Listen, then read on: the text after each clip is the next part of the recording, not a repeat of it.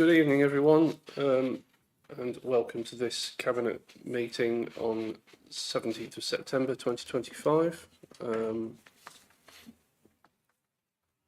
no members of the public present, so I won't go through the usual housekeeping announcements because everyone knows where everything is. Item 1, apologies for absence from Councillors David Skipp and Councillor Tony Frankland this evening. Item 2, the minutes are on pages. The minutes of the Cabinet meeting on the 25th of June are on pages 3 to 12 of the pack. I move these minutes are approved as a correct record. Are you in agreement? Agreed. Great. Thanks. Item 3, declarations of members' interests. Does any member of the Cabinet present have an interest to declare relating to any item on the agenda? Okay. Item 4, announcements. I don't have any announcements at this time. Do any Cabinet members have any? No. Lovely. Chief Executive? No. Thank you.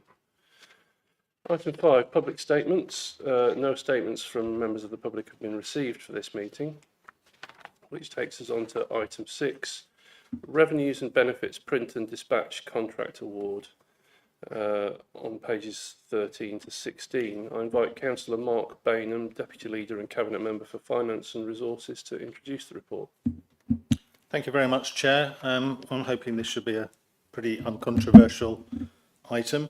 Our contract for the Revs and Bens print and dispatch service is coming to a close, so therefore we need to recontract. I'm proposing that we recontract using the procurement framework that is in place, which does not necessarily mean a full-out tender, but it's an agreed process approved by government. The actual process would actually be carried out by Milton Keynes, who provide the service for us, and we're looking at a three-year contract. That, of course, takes us beyond the life of HDC, but that will be the case for many contracts that are due in the next couple of years, and also in our neighbouring councils. And there will be a stage where we have to sort of marry those together once we know who our partners are and also what the dates of contracts are for their ending of their contracts. So eventually moving to one single system, but that will take a little bit of time to achieve. So in the meantime, I would just recommend, I won't read them all out, but on page 13, you'll see there are 3 recommendations, and I would urge you to support them. Thank you. Thanks very much, Mark. Do any other members present have any questions or comments on the report or recommendations? No. Any members of the Cabinet? No. Okay then. Could I please ask for a show of hands from the Cabinet of those in favour of the recommendations on page 13? That's unanimous. Thank you very much. Right. Item 7, approval of the shaping development in Horsham District Planning Advice Note, on pages 17 to 60 of the pack. I invite Councillor Ruth Fletcher, Cabinet Member for Planning and Infrastructure, to invite this report. Ruth. Good evening, thank you. As you will all know, the Facilitating Appropriate Development document was published by the Council in October 22 to provide planning advice as to how the Council will approach the determination of planning applications in the context of the Council's 5-year housing land supply position and its progress towards the preparation of a local plan. This document has proved very useful in development applications in the time since then. However, time has gone by, and since 2022, there have been a number of updates to national planning policy. In addition, the status of the local plan has continued to evolve. At the moment, the plan is at examination with further discussions ongoing. During this period, we are committed to continue to support good, sustainable development and to defend against inappropriate development. So given that there is such a changed national and local policy context, it's considered that a revised policy advice document is the best way to ensure that the guidance on the Council's approach to considering development proposals is up to date and accurate. A new document has been prepared, titled Shaping Development in Horsham District Planning Advice Note, and it's appended at Appendix 1 of the report. The document does not introduce new policy or provide statutory advice, but it gives guidance for developers on interpreting existing policy in Horsham District's local context, giving more certainty to developers and helping secure better development than we would have otherwise. It draws upon the current local plan policy position and signposts up-to-date information on matters such as water neutrality, evidence-based documents, and the weight that can be afforded to neighbourhood plans in the district. In addition to the matters covered by the original FAD, this document also provides guidance on a wider range of topics, including local housing needs, biodiversity, climate change, the economy, transport, design, heritage, and inclusive communities. I'm therefore proposing that this document be published in accordance with Recommendation 1 of the report to replace the FAD. There are a number of forthcoming legislative changes to the planning system, some of which are expected to come as soon as next month. These changes, together with the eventual outcome of our local plan review, means there may therefore be a need for updates to be made to this document to ensure that it remains current. I therefore also propose recommendations 2 and 3 to ensure that this document can remain up to date and fit for purpose without significant delay.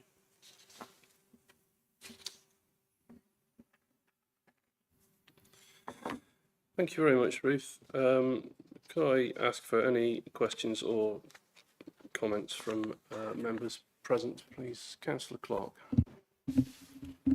Thank you, Leader. Several questions and comments.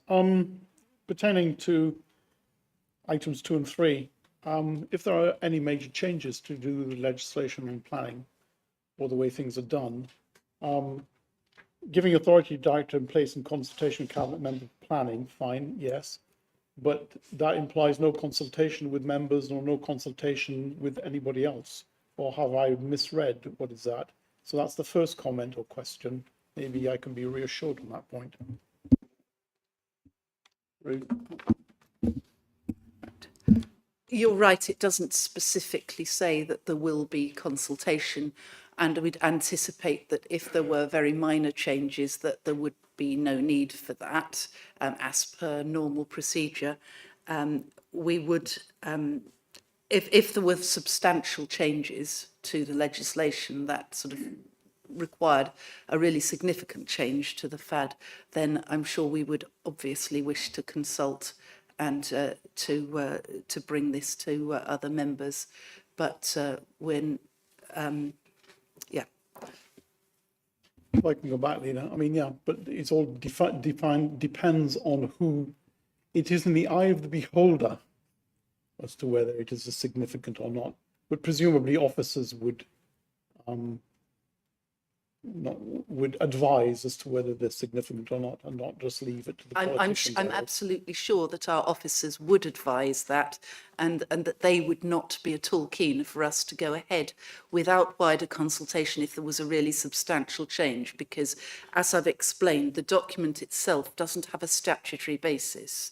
It's it has to follow the NPPF legislation and the planning, the local plan. So there's a limit to how far it can go. simply because of that.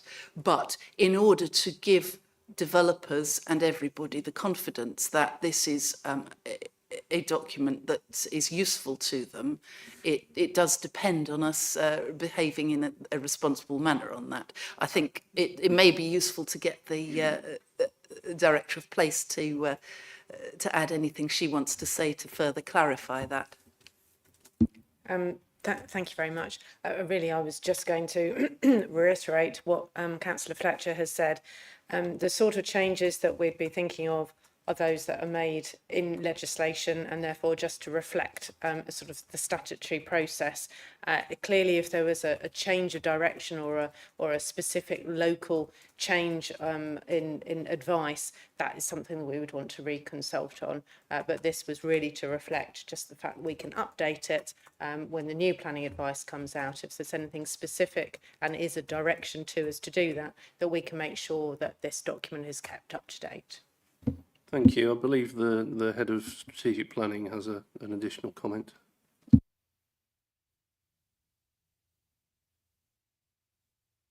Thank you. It was just to give some reassurance, really, as well, that we're expecting some changes to come out from government, as Councillor Fletcher said, perhaps next month. But as part of that, once officers have had a chance to review and digest, our expectation is that we'll be doing some briefings for all members anyway to understand what those implications are, and obviously if there's any changes that will be needed to the FAD or to the SD plan, then we would obviously reflect that in that, or if there's anything wider that would come out of it as well. But I thought it would just be useful to give that reassurance.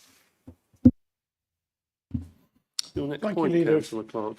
Pardon? I was just to say your next point, Councillor Yeah, Clark. well, I'm reassured. My next point refers to, in the report, paragraph on neighbourhood plans, specifically paragraph 3.4 and 3.5, where it refers to NPPF paragraph 14. It's more of a comment and observation than anything serious, but in it, it says, under subparagraph B, that the neighbourhood plan should contain policies and allocations to meet identified housing requirements. It is of note that a number of the neighbourhood plans that have been done by us do not appear to have allocations for identified housing needs requirements. And I find that's a bit worrying in view of the way that we've gone about doing these neighbourhood plans, as an observation. Coming back to, we have a number of neighbourhood plans that have gone to referendum, that have been approved, that are waiting, I guess, formal ratification, in inverted commas, by the council. But my understanding is that in law, those neighbourhood plans that have gone to referendum have full weight, even though they have not been fully endorsed by the council as yet. And I hope that that can be confirmed. That is certainly what I've been told by Councillor Len Ellis-Brown, who unfortunately is not here tonight. But it's not covered in this report. That interregnum between the referendum and the approval, and that provides a gap, which I think needs to be covered. Thank you, Leader. Thanks very much, Councillor Clark. I mean, my understanding of all these things is, as we know, these documents gain weight as they move through the process, and the referendum stage is very much the last significant point in that, and what we're likely to be doing once sufficient time has elapsed for the notice period to actually make those plans is essentially a rubber stamping exercise. I don't know whether Ruth wants to say anything else about the gap, or whether you want me to refer it to Barbara. I mean, I think that the gap is going to close itself very shortly without further action. And as you say, we will be giving the maximum weight we can to this in the intervening period. But that it is very much a temporary situation that we're in here. And as regards neighbourhood plans that don't have housing allocations, it is within the legislation that you do not have to put a housing allocation in your neighbourhood plan, and there are some very good reasons for areas that have chosen not to do so. So a very small council, it could be an extremely burdensome thing to do. If you've got a very large strategic site, it's another factor. If you're in a town location, a substantial proportion of potential development sites are likely to be windfall sites, and therefore the ability to allocate land is not the same as if you're looking at allocating greenfield sites in a more rural area. So I thoroughly support the ability of parishes and neighbourhoods to be acting to develop these plans that give them some local input and control to the development that takes place in their areas, even where they've judged it's not appropriate to make housing allocations. Yeah, I hear what you say, but parishes parishes listen very carefully to what our officers say and the sort of the steer in inverted commas that they would get from Norman and other members of the team. The point I'm trying to make is we're going to be stuck in this tilted balance nightmare for some time, and that adopting this, not providing guidance at least for them to think more carefully about their allocations, could land them with a lot of grief. Whereas if they had allocations that were properly outlined in the neighbourhood plans, then it would save them some grief, because, as I said, we're caught in this tilted balance nightmare unless we do something about it. And that's my concern, is to try and help the parishes who don't have the experience and the knowledge that we do, basically. Well, certainly the tilted balance situation. Sorry, I do apologise. Do you want to? I could just get a word in. It's a complicated area, actually, this point around making allocations or not making allocations, without wanting to sort of start off a whole other debate. It's been made more difficult by the fact that the government has withdrawn the funding for grants to be made to parish councils to actually develop neighbourhood plans, and site allocations is can be one of the most expensive elements of producing a neighbourhood plan.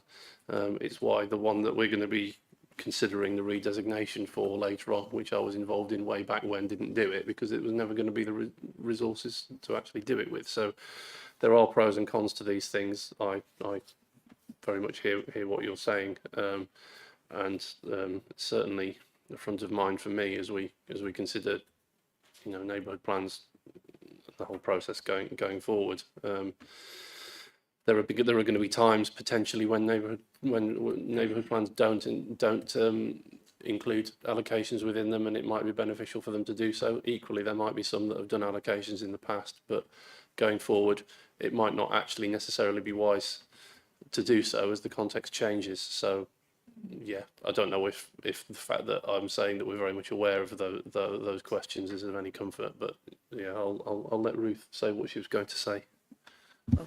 I would say that we are in a really fortunate position in this council in that we have got in place a specialist officer who is able to keep up to date on the situation and provide really solid guidance to our parishes and neighbourhoods about the neighbourhood plans, because as Councillor Boffey says, it is really a difficult and evolving decision for people.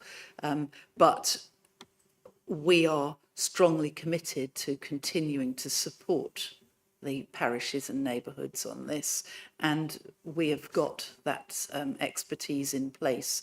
So I think that is a really positive thing. And as you say, we all want to be out of the tilted balance as soon as possible. We shouldn't have been in it. We have been suffering for since water neutrality came along from a law on the one hand that tells us that we have to build more houses, and on the other hand that we're not able to build houses because of the water situation.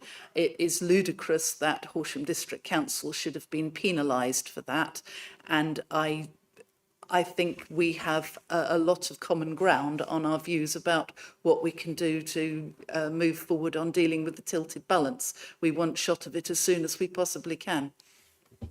Thank you, Leader, for indulging me for my questions. This is a conversation I think we will continue to have outside of this debate. Thank you. I suspect so, Councillor Clark. Thank you very much. Councillor Lambert.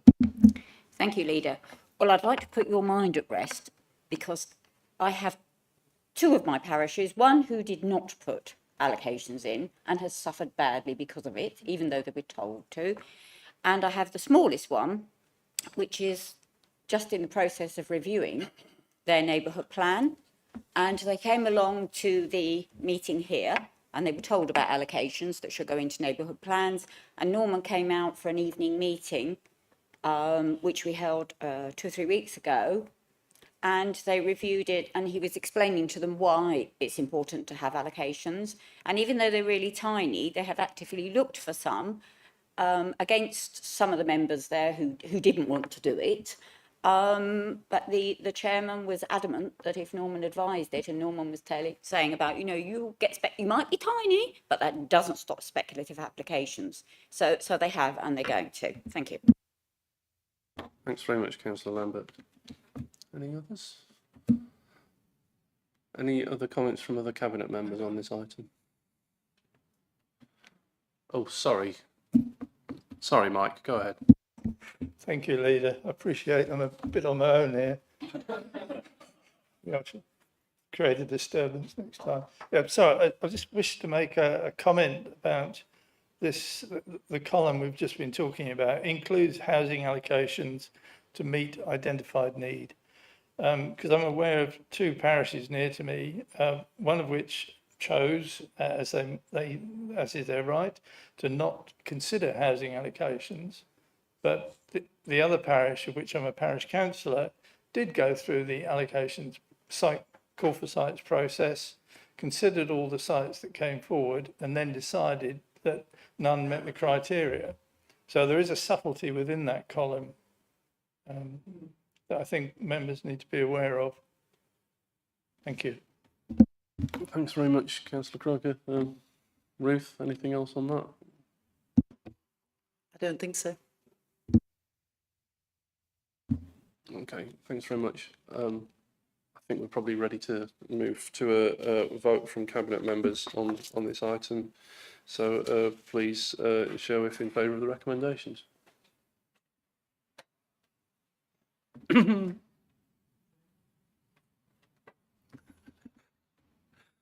That's unanimous, thank you.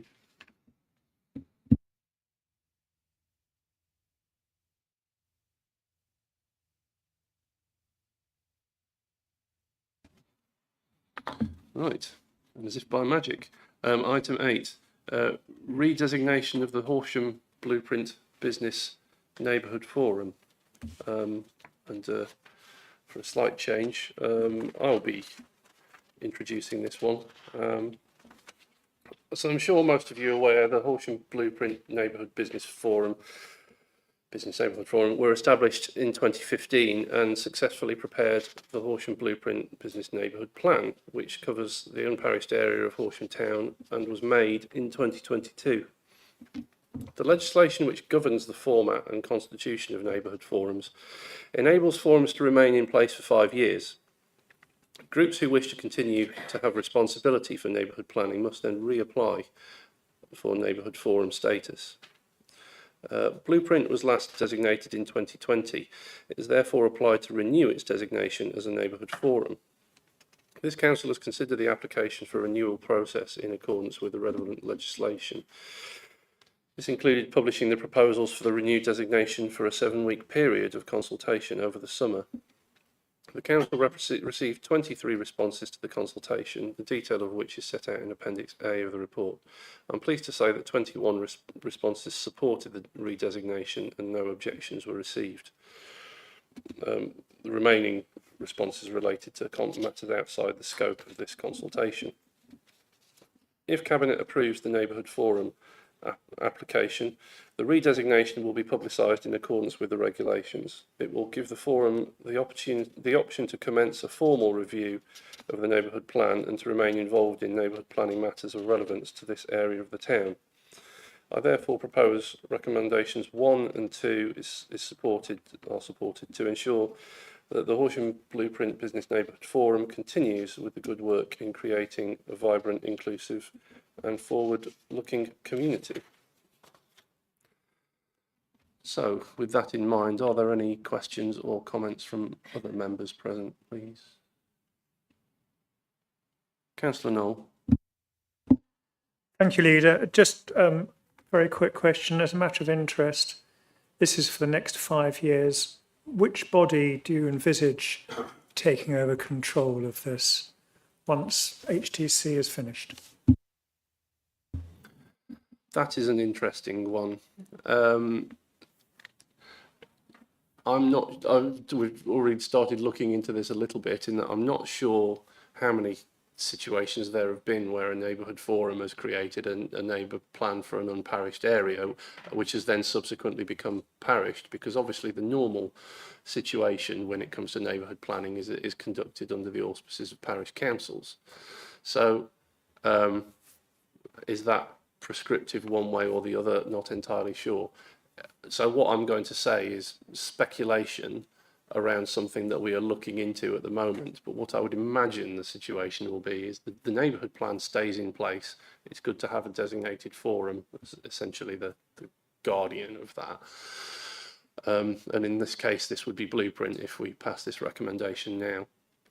Should a town council come forward, i.e. a legal parish council, then in the fullness of time, it makes sense for that parish council to do what other parish councils do in the district in terms of the role of neighbourhood planning. I suspect that what will need to happen once that parish council is established, if indeed it happens, is that something like the neighbourhood forum will need to apply to be de-designated, and then the town council will need to apply to be designated. So there'll be a small gap in which there isn't a designated body, but it shouldn't be for a particularly long period of time. And I would actually envisage that everyone who's been involved in or a member of the neighbourhood forum would continue to have the potential to be a member of the succeeding working group of the parish council later on, if they wanted to be, because I'm sure you're aware that not everybody who's a member of neighbourhood plan working groups are actually parish councillors. Often there's a mixture of parish councillors and non-parish councillors. So I think in many ways the facts on the ground will not need to change. There'll just be some administrative rearranging is what I would envisage would happen. But I have already spoken to officers to ask them to look into this and make sure that we do everything by the book. Thank you. So the answer is the town council. Well, the answer could be the town council. Okay. It could be if there is one, and if there is one, that could be the way that it's decided to go. I think that's probably the most likely, but we won't know until we do the work to see. Thank you, Leader. Thank you. Were there any other non-members wanting to speak on this one? No. Councillor Fletcher? I seem to have missed the declaration of interests at the beginning of this meeting. I need to declare that I am on the Blueprint steering group, so I won't be voting on this item. Thanks, Ruth, and indeed that is why I'm presenting it. Any other comments from any other Cabinet members on this one? In which case, we're going to have what might be our first non-unanimous vote.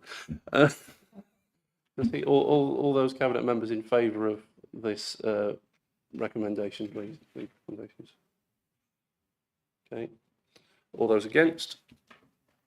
Abstentions? Thank you, Councillor Fletcher. It's noted as to why. That one's approved.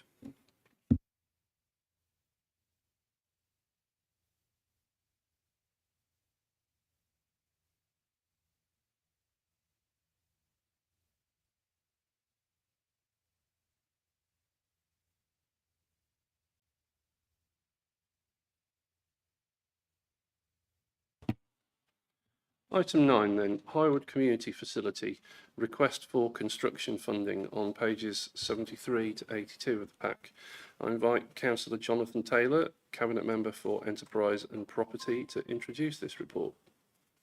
Thank you, Chair. Good evening. Further to the approval in the June council meeting for funding to progress the proposed designs of a community facility for Highwood, we are in a position to present the proposal for changing rooms, car park and a small community hall. This provision had its beginning in 2008 when the West of Horsham Master Plan established provision for a community building within the Den neighbourhood following local consultation. Subsequently, as part of the planning agreement with Berkeley Homes, the council secured the provision of land to build a community building to serve the growing population of the new development. Since the inception of the Highwood development, a commitment was made to the residents to provide a facility to foster community and social cohesion. There has always been a focus on that social and community value of the project alongside the economic values. In 2022, a scheme was designed for a community hall, toilet facilities, car park and a separate building for a nursery. When the design was priced, estimated costs exceeded approved budgets and the nursery provider decided the project was no longer viable post-COVID and the project stalled. The residential development is now well established and Berkeley Homes have almost completed building 2 seven-a-side football pitches, a Muga and a playground.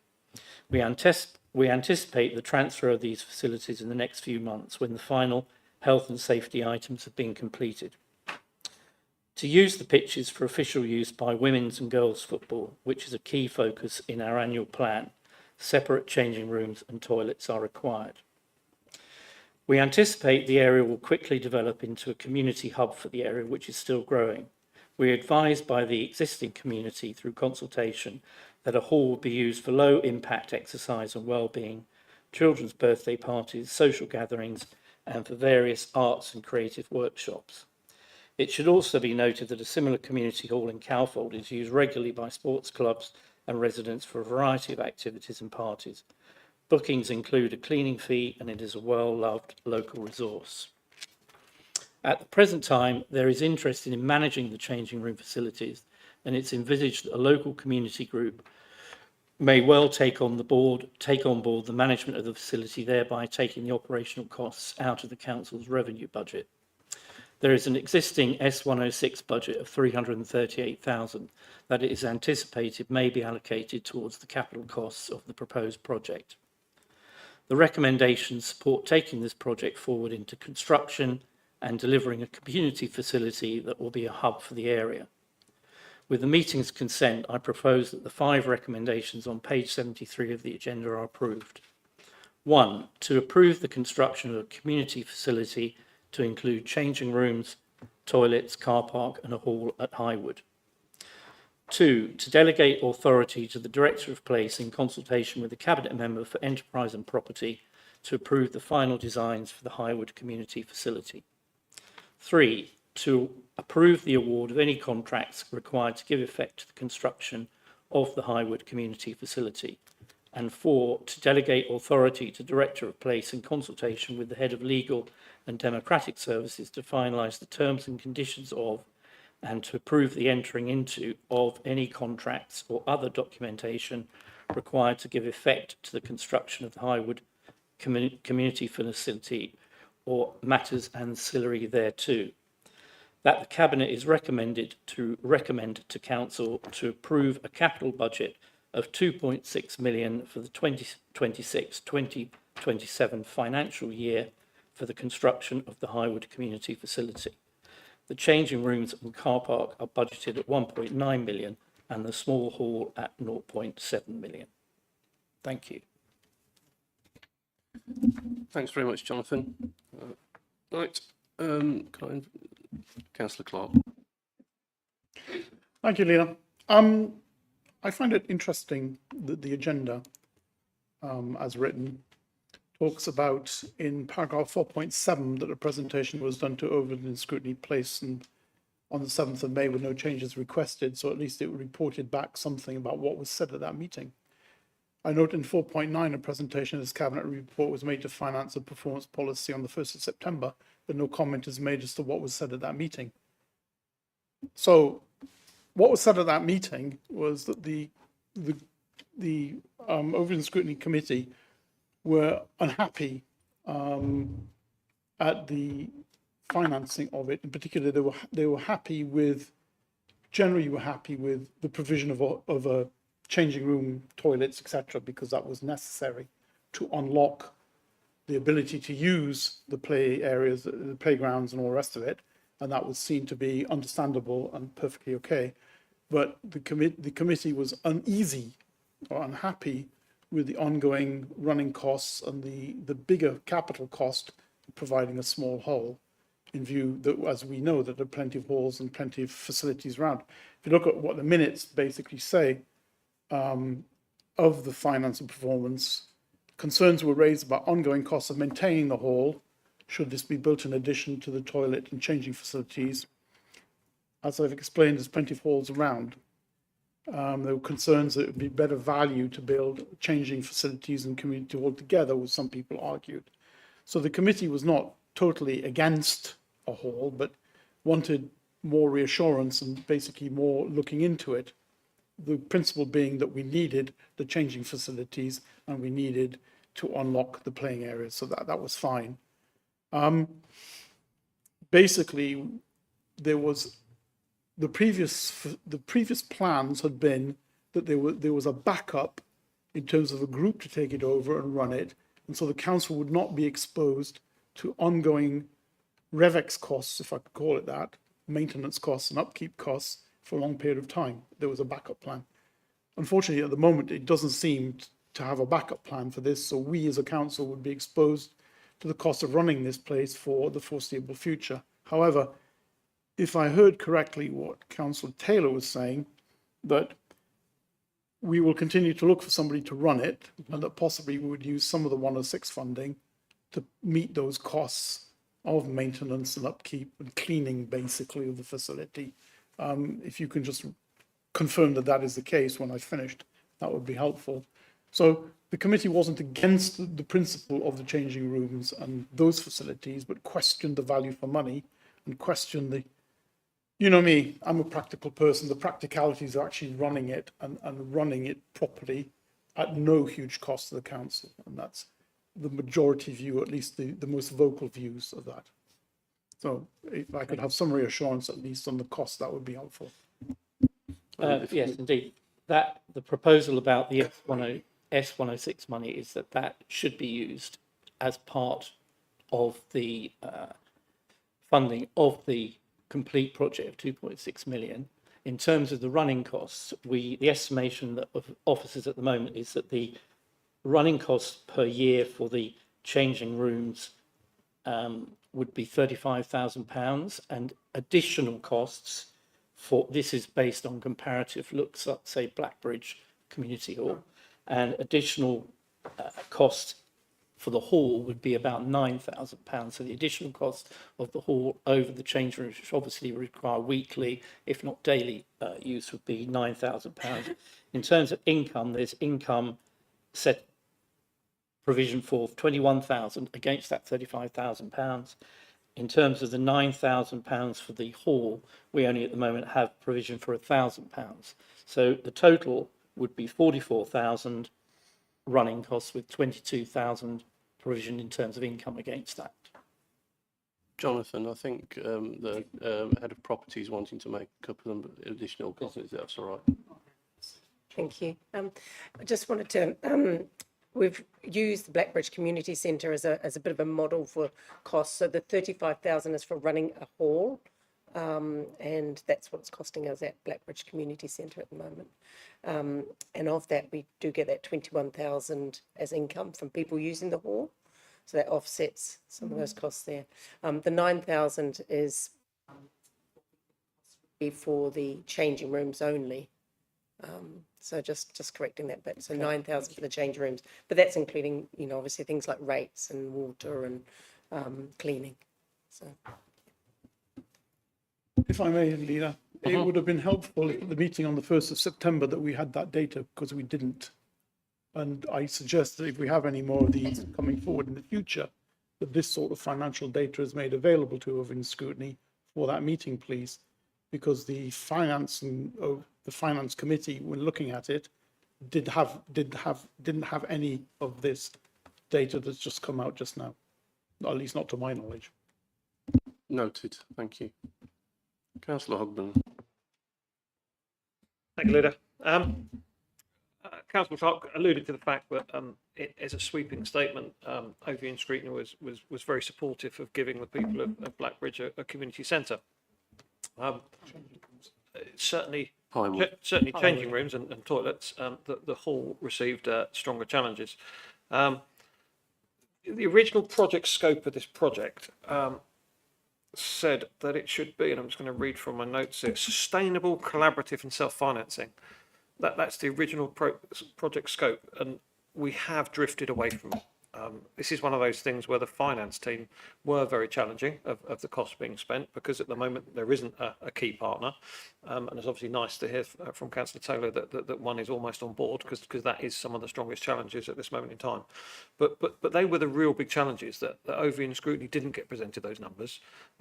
That members of Ovian Scrutiny did feel that the project was very different from the 2002 project that delivered a 4% return on investment. Now, you're going to sit there and tell we are where we are. Do we provide it or not? And obviously that's the decision you're making as Cabinet, but it would be unfair to say that this was totally fully supported by Ovian Scrutiny. The principle of delivering a hall on the site, I believe, was supported by everyone, but the financial challenge around it was strong. And I guess I would further allude to the fact that there were lots of challenges that were raised, and for Cabinet not to be updated in the notes is almost different. I feel we sat there for a 3-hour meeting where lots of points were raised, and for them not to be fed back to Cabinet to enable them to make informed decisions or even update the Cabinet papers so that you're more informed is obviously very disappointing this evening. Thank you, Leader.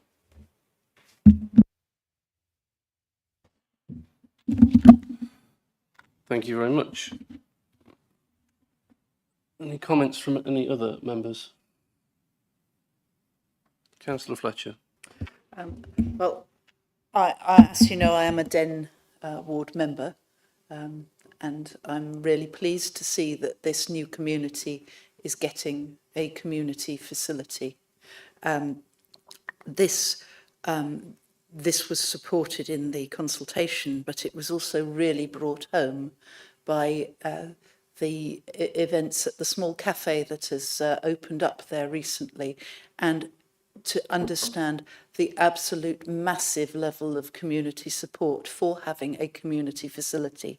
And I have listened to many people explain the huge benefit that having a community facility has for bringing that new part of Horsham together as a functioning community, rather than just a place where there are some houses that people leave for every activity of their lives.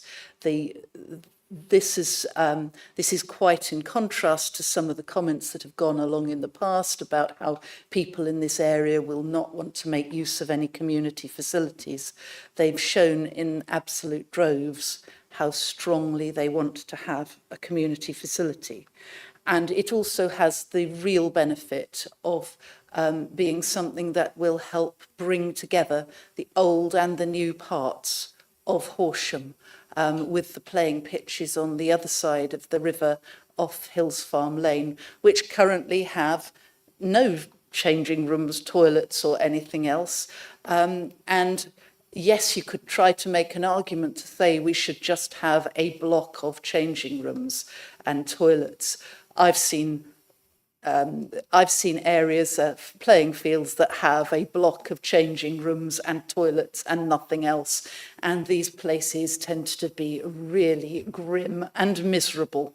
I think that actually doing this properly, as was promised right from the very beginning, with a substantial sum from the original developers, specifically in order to let us do this, is the right thing to do.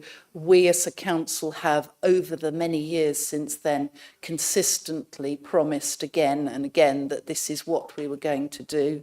It's a great shame that this didn't get delivered earlier, when the development costs had not risen to the extent they have. I'm really glad that we're going to do it now. Thanks very much. Other Cabinet members. Mark. Thank you, Leader. Yeah, I was actually at the meeting that Councillor Clark is referring to, and he said that the meeting was not was happy with the changing rooms and that side of it, but not so happy with the concept of the or the practicalities of the hall itself, and that was significant challenges were made. Yeah, principally by one, actually. And I think your colleague sitting next to you on your right was where most of the challenges came. But the committee did not speak as one, and there was equal opposite view expressed by, well, 1 and 1, I suppose that evens out. But there was even one of Councillor Hogben's colleagues on the committee who spoke in favour of having the community hall. So yeah, I wouldn't like to sort of have it said that this was some kind of damning indictment of the policy and scrutiny committee of the process. And I was invited to speak by yourself. Thank you very much. And it was one of the things I was addressing was the fact that this isn't proposed per se as a money-making scheme, and therefore didn't have the endorsement of the 151 officer. And I think that what came out of that meeting and some of what I was thinking is, you know, there was a promise made. There are undoubted community benefits which are very difficult to cost. Because they don't, you know, they provide benefits. A lot of the things that we do provide benefits and don't actually make us money, but the public expect us to do that, and rightly so. And I think this is one of those examples that fit into that category. Thank you. Thanks very much, Mark. It's not really a debate back and forth, but Councillor Knoll. Thank you. I do have concerns about this, and I'm sorry if you didn't see me put my finger up. It's only a very small one, but I did put my finger up earlier on. But I just wanted to say I do have concerns about the support this is going to get once the hall is built. We had overwhelming support for the Blackbridge Community Centre, what was it, 5 or 6 years ago? And when it was built and converted and renovated, there was just no support coming in from the local community. I don't know if you've got any figures for that, and perhaps you can tell me that later on, but I am concerned that there may be enthusiasm, and I know that the cabinet member just mentioned that there were droves of people asking for this community hall, but from the papers it says there were only 89 responses. I'm not sure that counts as droves. So my concern is that once it is built and once the council has spent the money on this, that the take-up from the residents is going to be very poor. So let's just wait and see. Thank you. Fortunately, we have very active ward councillors who spend an awful lot of time speaking to their residents in that neighbourhood and others. So you will know as well as I do that people who want things do not necessarily always fill in surveys that they may not actually know about. So that is not entirely reflective of the level of support. In terms of the uses of Blackbridge Lane Community Centre, well, actually the head of property did say earlier on the figures of the income that it is receiving. So it is being used and it is receiving income. I think where one of the things that doesn't always tend to get noticed with this is that the original scope of the project, as it was outlined to us by a previous administration, it very much fitted with that administration's way of doing things and that administration's way of viewing the world, which is basically, well, if you're in Horsham town, you need to have, any other parish in the district has facilities that are run by their parish councils, but we don't have one. Maybe we will have one soon, maybe we won't. But the situation seemed to be viewed as like, well, okay, you can only have it then if it's run at a profit and it's run at a business and you've got an anchor tenant using it, and that's the reason why, you know, unless you've got that, you can't have those things. I don't disagree with that. I don't agree with that, because I think that the needs of the community are the needs of the community, whether they have a parish council or whether they do not. And this is needed, and it was committed to. And I remember actually the first meeting of this council I ever actually went to. It was in very early March, very early 2020. We were talking about this item, and Councillor Jonathan Sharon had one of those very long and very interesting questions that we used to get from Mr. Paul Korniski, all about this very item, and around why the cost of capital had been applied to the £1.2 million of funding that had been put in from the developer towards this. Because so basically at that point in time, the cabinet member was saying there's £1.5 million of funding allocated to this, and it came to us specifically for this purpose. I mean, maybe if we'd built it 5 years ago, it might actually have been able to be built for £1.5 million, but it can't be now. But, you know, the undertaking was made to actually deliver this thing, and it was the right thing to do, and that's still the case. And if it's not going to turn a profit for this council, I'm sorry, but we do other things that produce quite a good return. I think, you know, the financial management in the round is very good, but we're not just here to make money. We're here to provide facilities and services, and that's what we're going to do. Go on then, Councillor Clark. 3 points. One, I was very careful in my choice of words, coming back to Councillor Bainham about the way I worded it when I made my report, because I was very careful. I think there's 2 lessons from this, Leader, for us to learn from. One, it's useful to have the financial numbers for the report going to the Overview and Scrutiny Committee in future, before the meeting takes place, so that the committee can have a more informed opinion. And 2, we missed a trick here. We had a task and finish group that came up with a way of measuring the value, the social value of things, which we did not undertake, or I'm not aware that, certainly in none of the papers. And I think we missed a trick there, and for the next time round, that is something we should look at applying, because I think we missed a trick on that one. Was that 3 things, or was it 2? Okay. Councillor Bainham, 2 other points. Okay, fine.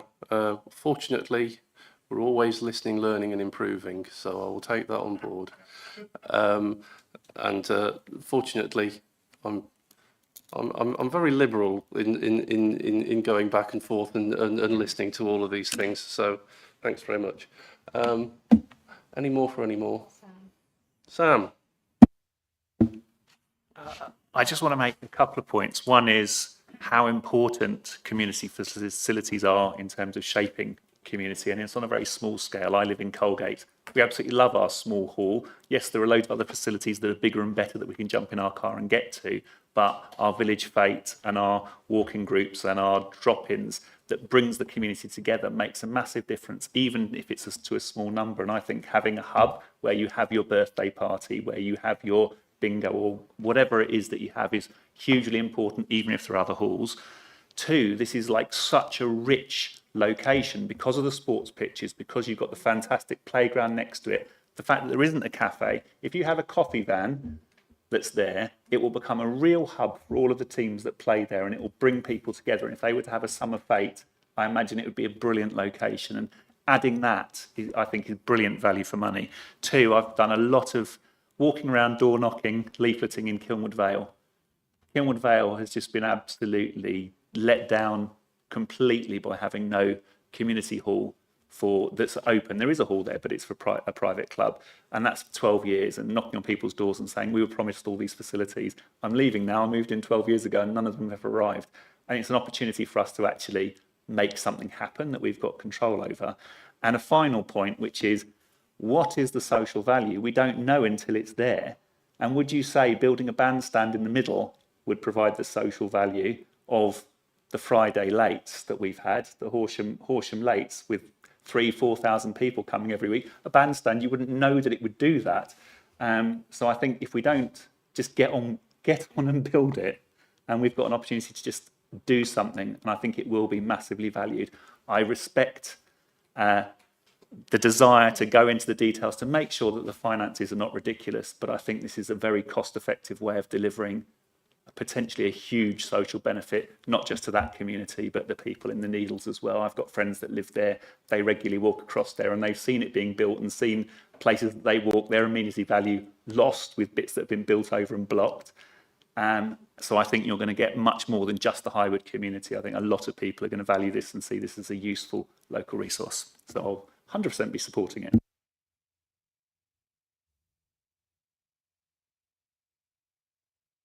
Right then, can I see, please, a show of hands in favour of the recommendations?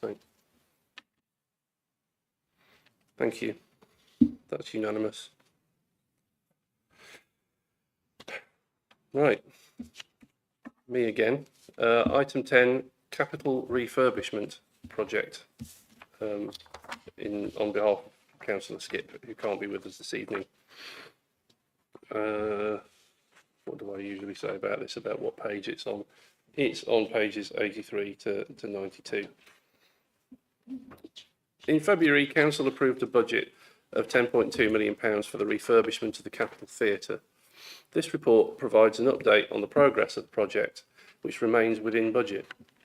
It outlines the work that has happened across 2025 in preparation for the refurbishment in 2026, including essential repairs to the roof and the necessary building surveys and validations, which has informed and shaped the REBA Stage 3 report and cost plan.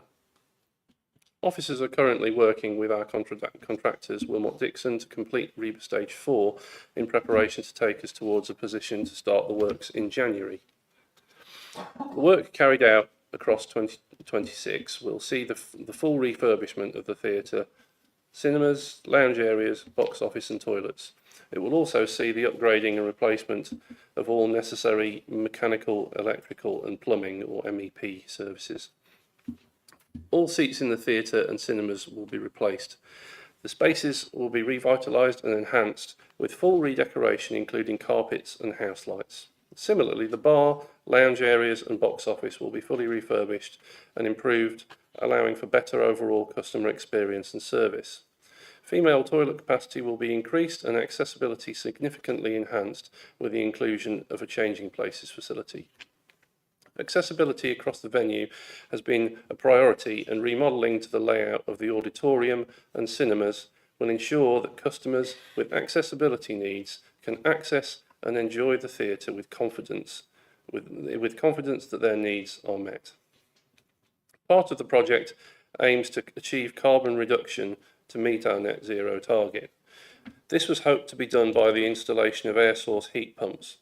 However, it became clear that there was not sufficient room to accommodate the required number of air source heat pumps needed to effectively and efficiently heat the building, and so this was deemed not to be a viable option. Although disappointing, the refurbishment will see the installation of modern, efficient gas boilers which are hydrogen ready and in the future will be able to operate using a gas-hydrogen blend. This, along with the upgrading of the building management system, the lighting and the MEP elements will mean some carbon reduction is achieved. Investment in the Capitol Theatre is needed approximately every 20 years to make sure it is up to date, efficient and compliant. The last refurbishment happened in 2003, so this refurbishment is about on schedule, slightly delayed, but about on schedule to ensure that residents of the district continue to have access to a range of high quality cultural experiences and films. So I commend the recommendations in the report to the Cabinet. Okay then, Councillor Clark. Thank you, Chairman. Sorry, Leader. Just draw your attention on the report that in paragraph 4, consultation and engagement, there's no mention of the fact that in fact this item went in front of both overview and scrutiny committees, who both had feedback, but this feedback is not reflected in your report.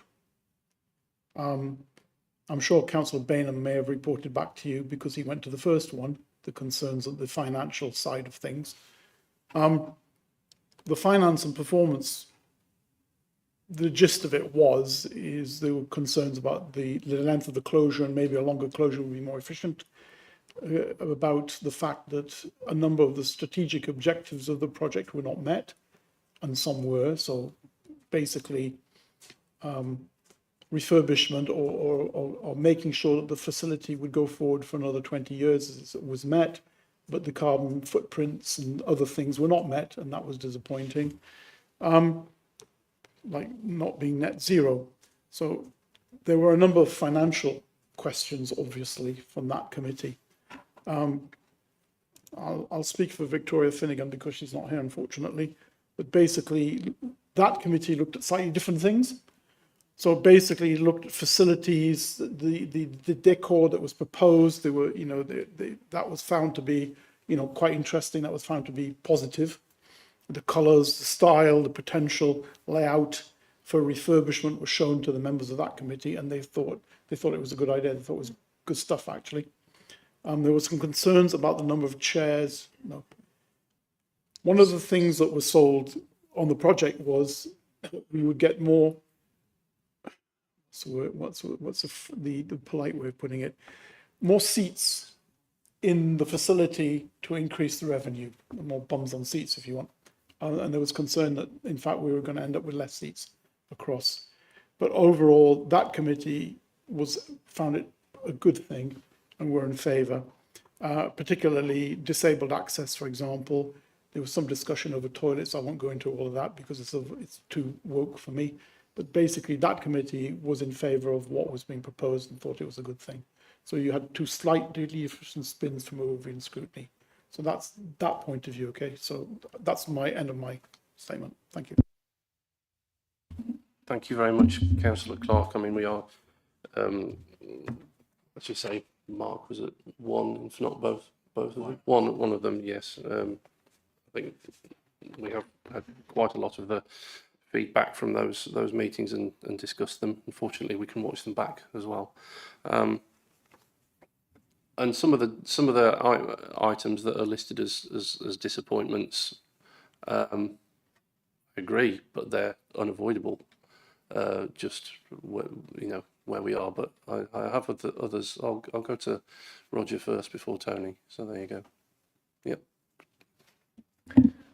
Thank you, Leader. I just wanted to reinforce my disappointment as well. As you know, this project began many years ago, and the two targets that we had, apart from renovating a rather tired building, was to reduce the subsidy that we have been perpetually paying to the theatre by increasing the amount of seats.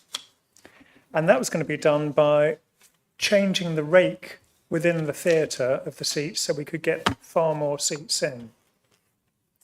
And of course, the other objective was to make it carbon neutral, at least reduce the carbon, and as well as just generally tarting the building up. So for the same amount of money, because the budget has remained more or less the same, I know it's varied by $1 million or $2 million here and there, for the same money that we originally agreed to deliver to this project, we have now lost any carbon reduction by going down back to the gas boilers. I know they might be hydrogen ready, but we don't know when and if that'll ever happen. So we're back to gas boilers, let's just call it that. And we cannot change, for this money, we cannot change the rake within the theatre. So yes, we're going to increase the amount of seating by a minimal amount by rearranging the disabled area, but to get a large amount of seating or an increased amount of seating, we're just not going to be able to do it for that money. So I'm very disappointed. I've always supported a renovation of the theatre, and I think it's got to be done. But I just wanted to point out that the two big objectives we've failed on. Thank you.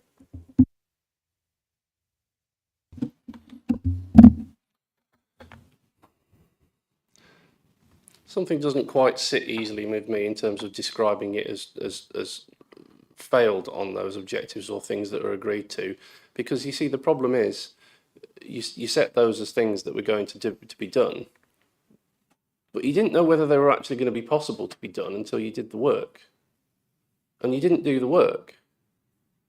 So I think failed is a little bit harsh as a term, because you have to actually go through the process to find out. There's been a few things where we said we can. I've picked up since we came over, like we can do this for this amount of money, and we can do this for that amount of money, and we can do this for that amount of money. And the funny thing is, none of them had any evidence behind them as to whether it could be done for that amount of money. And funnily enough, it turned out they couldn't be.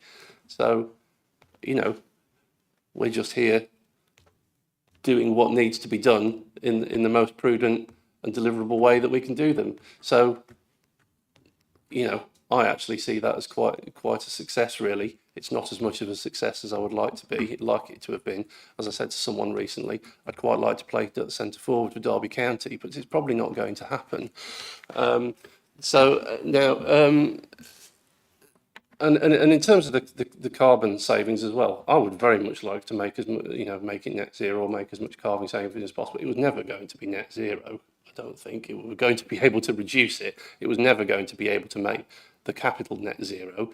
In the introduction, it was a contribution to the council's goals of becoming net zero. It was never going to be feasible to make the capital net zero. We're not going to be able to reduce it as much as we would have liked, but it is going to be reduced, not just because of the potential one day of going to hydrogen blend, but the modern gas boilers are going to be far more efficient, therefore are going to use far less fuel to heat the same amount of space. So there will be a carbon reduction. It just won't be as much as we would have liked it to have been.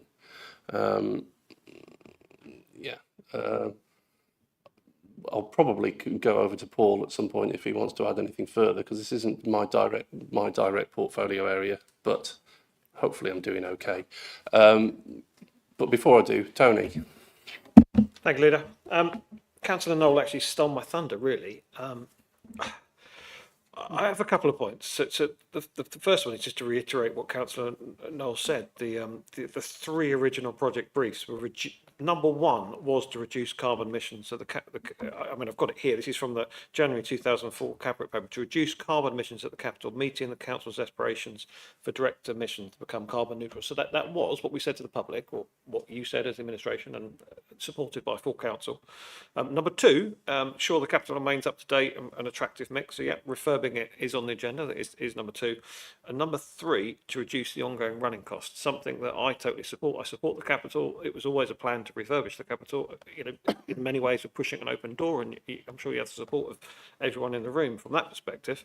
But that reducing the revenue cost, in my opinion, is vital. If we hand this to any other authority going forward, we all know that the first thing that gets looked at when an authority is struggling is what's a statutory service, what's not, and a museum and a theatre isn't. And I would hate to see this facility closed. So the closer we can get that to zero, the better. And Council Knoll alluded to the fact that there was a plan to put more seating in, reduce that revenue, and I always saw that as a huge goal. If you could get that near zero, it's much loved by the public. I think everyone in this room loves it, and I'm disappointed we didn't get back to that goal. So that does come down to leadership, doesn't it? And the project scope. And I mentioned on the Highwood there was a project scope, and if they're the three core things that this project was aimed to deliver, reduce carbon emissions, and I appreciate your answer, and thank you for your answer, and candid, and I could answer it. I could sit there and say, well, we're putting gas boilers in, they're a lot more efficient. We are making some CO2 savings. So I can answer the question myself, but it's still, as Councillor Knoll alluded to, frustrating, annoying. We're not necessarily doing anything about the big glass box at the front. And was it 9.7, £10 million? It's a hell of a lot of money. I just want you to be comfortable as a cabinet that you are steering, that you are leading that project team. And I know several members of the SLT, I think all the members of the SLT sit on that committee. And that's what you need to do when you're running a project. Go back to the project brief. Are we hitting what we need to achieve? And that's my challenge, and that's my question. I guess the only question for this evening is Horsham Council moved its new homes bonus over to an environmental infrastructure reserve to support environmental improvements, decarbonisation and infrastructure improvements within the district. And again, if I was answering this question, I'd say, well, we are improving infrastructure and we are doing that. However, it does further say in this reserve to support sustainable infrastructure, to finance replacement, improvement existing infrastructure, make it more sustainable and serve the long-term needs of the residents. So I guess it's a question, which reserve are we now funding this from? If we're not reducing CO2 emissions, which particular reserve are we going to use of the council's budget to fund this project going forward? Thank you, Leader.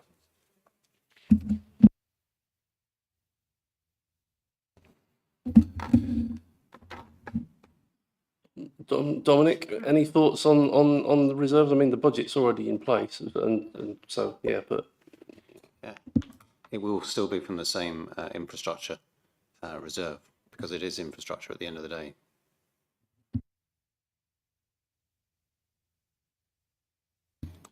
I think also in terms of project management, yes, it is about hitting those targets. I think actually, if you're reducing carbon emissions, then you are reducing carbon emissions. If you're refurbishing it then to a high standard, then you are refurbishing it to a high standard. Jury's out a little bit on the revenue things, because you can have we're still at the stage of what the plan is going to be for what's going to happen, rather than actually, you know, the outturn, because we haven't even done the project yet, so therefore we haven't reopened it yet, and so therefore we haven't actually gone to market with the new offering and everything, which I think Paul might say a little bit more about in a moment. But the aspiration, no, I don't even like that, because you know, there's a certain guy in Downing Street who uses the word aspiration. The goal, the target, is still to reduce the subsidy. Now, okay, certain aspects of it have had to change along the way in how we're approaching this, because of what you learn as you go along, but that doesn't mean that that's gone away, and that will remain long beyond when the ribbon is cut and the theatre has been opened again, because then it becomes a way of how do you use the asset that you've regenerated in the best way to actually generate that return. So that target and that requirement will continue. But in terms of your three targets, you didn't mention the big one, Tony. Deliver it within the budget. Yeah? I'd love to redo the last box. I'd love to stick a ground source heat pump in Horsham Park and make it all. How many more millions is that going to cost to do? So it's about living within your means and actually delivering the project within a budget that, frankly, you actually stick to the budget, and the budget is acceptable to the taxpayers. And you know as well as I do how hard, you know, we already have our discussions about whether this is acceptable or it is not. So, you know, my number one goal is also going to be: are we delivering this within acceptably within the budget? I'll let Paul say a little bit more. Thank you, Chairman. We've spent quite a bit of time at performance and scrutiny committees talking about the REBA stages on a variety of projects over the last few weeks. And with the capital project, the original £10.7 million budget was set when we were at REBA stage 0. So that was at a point where we'd had some consultancy work done, but it's not until you actually start designing you can start to develop the costs. And what became very clear 12 months ago was that the original concept, which was re-raking to increase capacity, which was the glass box, which was reconfiguring a lot of the internal parts of the building, it wasn't a £10.7 million project. It was going to be a £14 or £15 million project. So what we did, we stopped that project. We revised our objectives around delivering all the MEP improvements, delivering an improved customer experience, and doing that within a financial envelope, which was £10.2 million. Now, that does mean that we can't re-rake the theatre. We will increase capacity, but not by a huge amount. We're transforming disabled access, which is a huge win for the organisation. I think in terms of reducing the revenue subsidy, we're incredibly conscious of that. Now, that's not part of this project as such, because this is a building project. What's going to be happening in the next 12 months alongside that is a review of the business plan for the capital. Part of that will be around pricing. It will be around how prices are structured to better meet our needs rather than artists' needs, so that we're able to produce more revenue. A key focus is going to be on the cinemas. Now, yes, we're taking a number of seats out of the cinemas. I think we get about 10% attendance at cinema showings. Now, by reducing seating capacity, increasing the quality of the seats, giving an offer that's, you know, comparable with the comfort and view you get from an everyman. We're not doing the catering, but comfort and view from an everyman at a fraction of the price. If that drives our seating capacity or seating percentages up, even to, you know, 15 or 20%, that's going to have an impact on our revenue.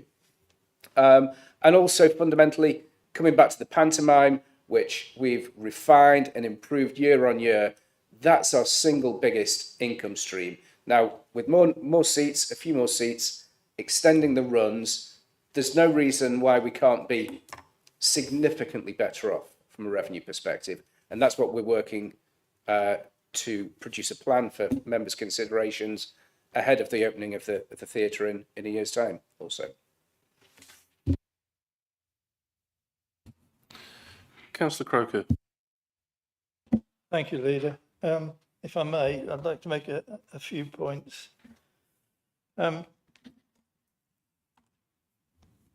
Firstly, I think I saw this project as quite an important demonstrator for the district of a large building that was going to be difficult. And I share what I think is the general feeling that opportunity has been missed for whatever reason. Putting that to one side, on a technical side, one of my disappointments is there doesn't seem to be any work done on the envelope of the building itself that I'm aware of. It's been quite difficult to get that information. So insulation, essentially.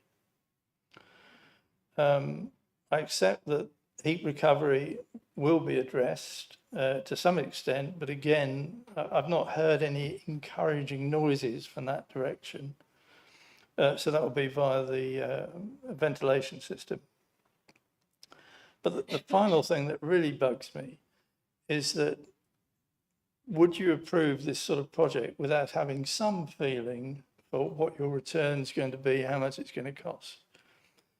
Here, I've not heard anything about the carbon footprint of the work itself.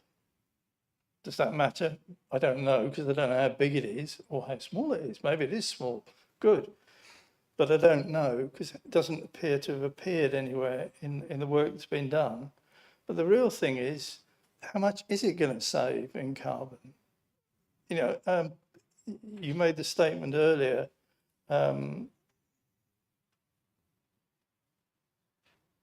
there will be a carbon reduction. Now, if you made that on a financial thing, I think people would say, well, how much? So I'm here saying, how much? Thank you. Thanks, Councillor Croker. Some of those I think I'll need to defer over. But in terms of the sort of missed opportunity or lost opportunity, I'm disappointed that we can't do more. But I would change that to say it turned out that it was an opportunity that wasn't there in any meaningful, deliverable sort of way. We're not choosing not to do it because there's an opportunity here that we're not pursuing. If it's an opportunity that can't be done, then it's not an opportunity, is it? So we might disagree about that because we might have different views on how much should be invested on certain things. I accept that, but from my perspective, if if you can't do it, then it's not an opportunity. On some of the other points, if I could ask for some assistance from Paul on that. Thank you, Chairman. Councillor Croker's asked, outside of the meeting, some detailed questions around the building itself. I can't answer them, but we are referring those to the specialists at Wilmot Dixon. So I will respond to you. I'm happy to share with everybody in the room if they would like. In terms of the carbon footprint of the Capitol Theatre in 23, 24, because we haven't published our 25 figures yet, it was 286 tonnes of carbon emissions. Now,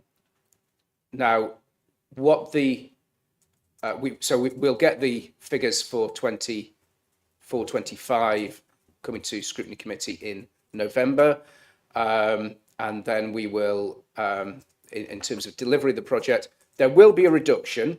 I can't tell you what the estimate's going to be. I hope to be in a position to give you a figure in a short period of time, but I can't give you a timescale on that. I think I played my cards at Scrutiny Committee and said by January. It'll be before then, but I don't know when before then. But we will do that work, and we'll get that to you and share with members. So I think the only other thing I would say on that point is that we can't tell you exactly what the carbon saving is going to be at the moment, and I'm sorry about that. Your question is, would you make if this was a finance, would you make a decision based on that? Well, probably not, but it's not. Is this going to be is this figure going to be the ultimate showstopper over whether we continue with this project or not? We might disagree, but I think no, it's not. And therefore, actually, to then stop and wait for that would have all sorts of other consequences that we just don't want to get into. We need to actually deliver this project, and we need to move forward and actually do that. So that's just the honest situation that we're in, but everything that we can do to get you that extra information at the time at which we can do, we will do it. Mike. Thank you. I take the point, but it's almost symptomatic of some of the issues we're facing globally.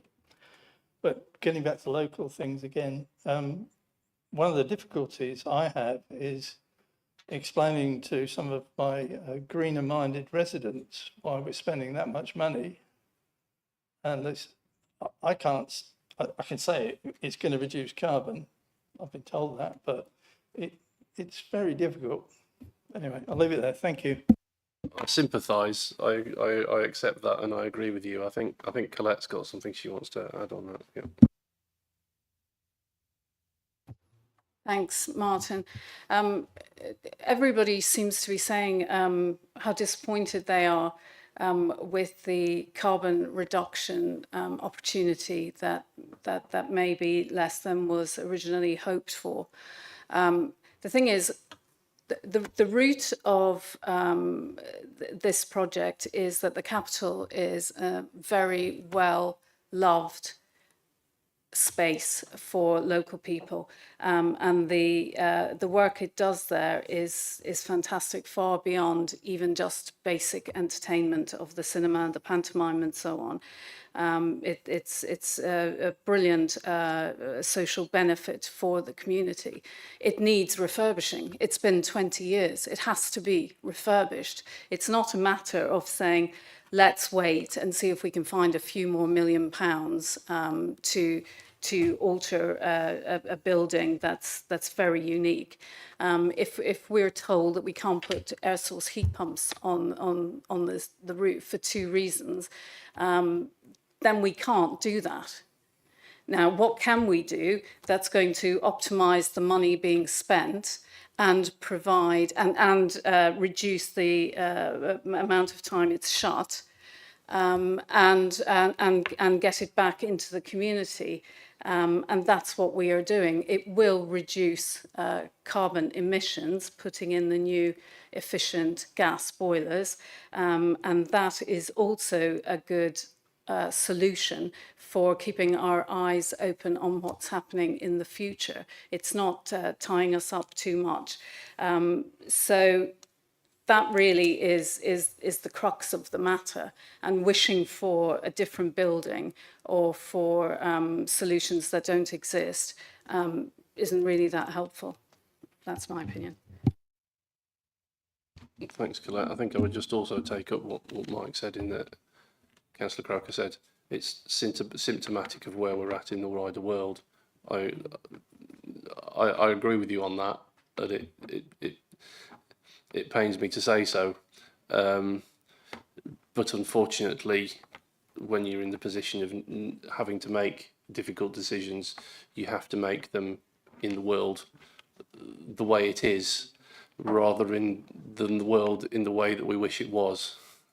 If we can try and nudge the world a little bit closer in that direction at every opportunity, I will try to do so. But I don't want you to think that I'm dismissive of it any way in what you're saying. I'm not. It's just, unfortunately, goes with the territory of having to make the decisions sometimes.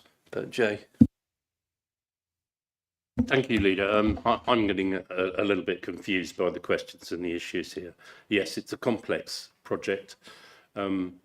Let's remember, as my colleague said, it is 20 years since this building has been refurbished. In fact, as I understand it, in terms of the real prices involved, the amount we are planning to spend at this point is about the same amount as we spent 20 years ago. So the question here is, do we spend this amount to refurbish the building, or do we not? And if we don't, what are we going to do with it, and what do people want us to do with it? And I don't want to get into that discussion because I think it's very clear what people would tell us.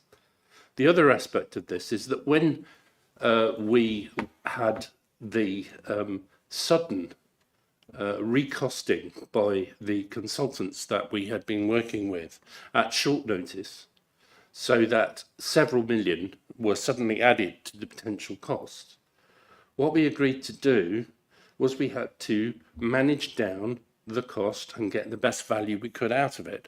And yes, we talked about some of that, and some of it is the difficult bits that we're running up against. Some of it also is the fact that it's our staff rather than consultancy staff who are doing a whole load of work on this project that they wouldn't otherwise have done.